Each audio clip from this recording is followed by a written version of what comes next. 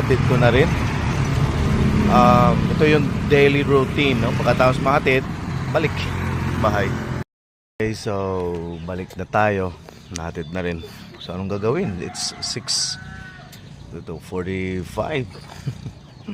So yun, matik na kung anong gagawin. Maaga pa rin. Let's turn off the light.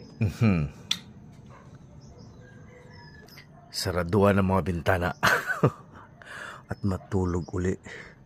Pero ang problema lang, nakainom ako ng kape. 6:45 tas 8 pa yung pasok ko.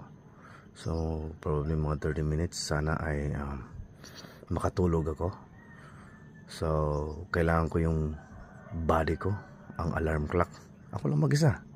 May pagkain na, no? Nakaluto na kanina. Yan. It's me.